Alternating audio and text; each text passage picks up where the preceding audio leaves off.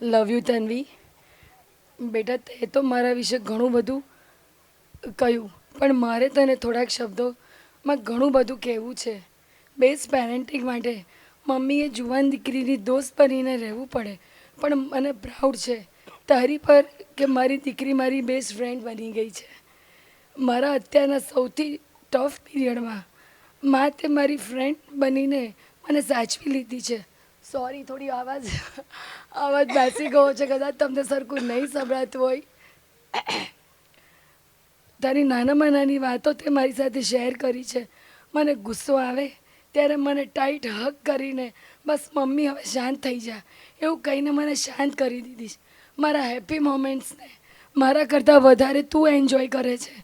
આજના જનરેશનના છોકરાઓ પેરેન્ટ્સની દૂર ભાગતા રહેતા હોય છે, પણ મારી તનું જેટલો બને એટલો વધારે ટાઈમ અમારી સાથે સ્પેન્ડ કરવા માંગતી હોય છે. ટૂંકમાં એટલું જ કહીશ, ભગવાન પાસે મેં ખોબો ભરીને પ્રેમ માંગેલો અને એને તો મને આખો વાલનો દરિયો આપી દીધો છે. આનાથી વધારે હું ઈશ્વર પાસે શું માંગુ? મારા દીકરાઓ જ મારી ઢાલ છે. મારા મંગળ ફેરામાં મારા પપ્પાએ મને રામાયણ ભેટમાં આપેલું એ જ સંસ્કાર અને સમજણ આજે મારી દીકરી એના મંગળ ફેરામાં સાથે લઈ જશે. બસ આ જ રીતે બંને કુટુંબનો આધારસ્તંભ બનીને રહેજે બેટા. એ જ મારા અંતરના આશીર્વાદ છે. લવ યુ બેટા. Love you, my family. Thank you so much. Be there. બધાને રિક્વેસ્ટ કરીશ કે અહીંયા જ રહેજો. મમ્મી ડેડીની તારીફ તો તમે સાંભળી લીધી. હવે મારા એક્સટેન્ડેડ ફેમિલીની વાત કરું તો મારા પૂર્વી આંટી અને કાકુની. ઇન્ડિયામાં મારા મમ્મી ડેડીએ મારું જેટલું ધ્યાન રાખ્યું છે એટલી જ કેર કેનેડામાં મારા કાકુ આંટીએ મારી રાખી છે. કેનેડા ગયા પછી મેં મારા ઘરને બહુ મિસ નથી કર્યું, કારણ કે મારું બીજું ઘર તો ત્યાં છે. વીકેન્ડ પર બધાને પિકનિક સ્પોટ પર જવાનું મન થાય, પણ મને અને નૈતિકને કાકુ આંટીના ઘરે જવાનું મન થાય. એમને મળીએ તો એવું થાય કે હું મારા ઘરે જ આવી ગઈ છું. આ બધા સેલિબ્રેશન અને મોમેન્ટ્સ બહુ સ્પેશિયલ છે અને હું આજના દિવસે મારી બાને બહુ મિસ કરી રહી છું, કારણ કે મારા લગ્નનો સૌથી વધારે ઉત્સાહ મારી બાને હતો. એમને બધા જ પ્લાનિંગ કરી રાખ્યા હતા કે હું તન્વીના લગ્નમાં હાય રામ મુજે બુઢ્ઢા મિલ ગયા પર ડાન્સ કરીશ, અને એટલા બધા બ્લેસિંગ્સ આપ્યા હતા. પણ આજે મને એવું નથી લાગી રહ્યું કે એ મારા સાથે નથી. મને ખબર છે બા ઉપર બેઠા બેઠા બધું જ જોઈ રહ્યા હશે અને આજના દિવસે એ મારા મેરેજમાં આવ્યા વગર રહી જ નહીં શક્યા હોય. દાદા, હું તમને મુનિયા કહીને એટલે બોલાવું છું કે તમે બાને બહુ મિસ ના કરો. બાની જગ્યા તો કોઈ નથી લઈ શકવાનું, પણ તમારી બધી વાતોની શેરિંગ પાર્ટનર તો હું બની જ ગઈ છું. નિસર્ગ માટે તો મારે એટલું જ કહેવું છે કે અમે ગમે તેટલું ઝઘડીએ, પણ મમ્મી કંઈ લડે તો અમે બંને એક થઈ જઈએ અને એ મારી સ્ટ્રેન્થ બની જાય. Trisha, your secrets R safe with me. હું નૈતિકને નહીં કહું, don't worry. And Om, remember, you are next in line after મી. આ થઈ મારી ફેમિલી ચાર્ટમાં લેફ્ટ સાઈડની વાત. હવે મારા મોસાળ પક્ષની વાત કરું તો મારી પુષ્પાબા એન્ડ દિનેશ દાદા.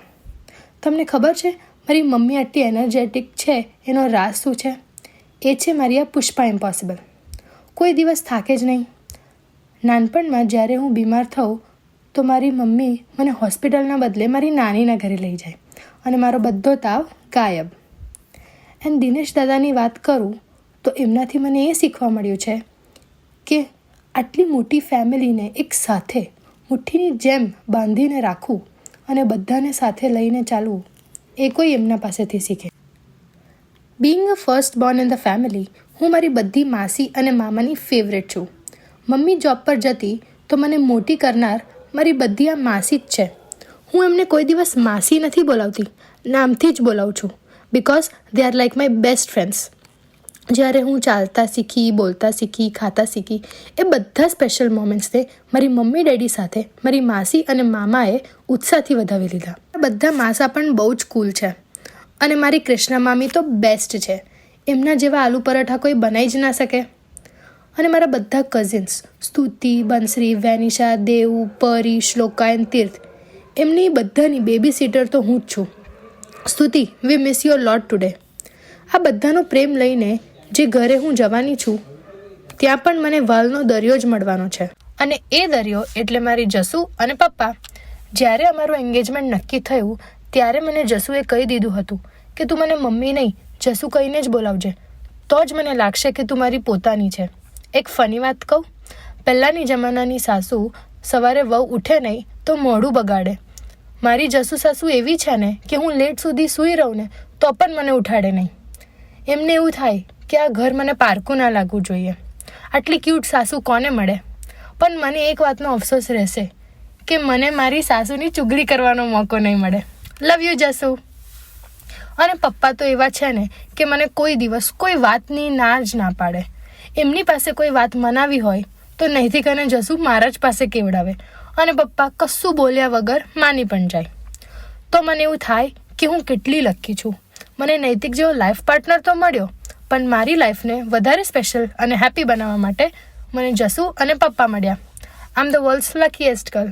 લવ યુ ઓલ. આ માટે Wow, Tanvi, it was really very special and beautiful. Thank you so much.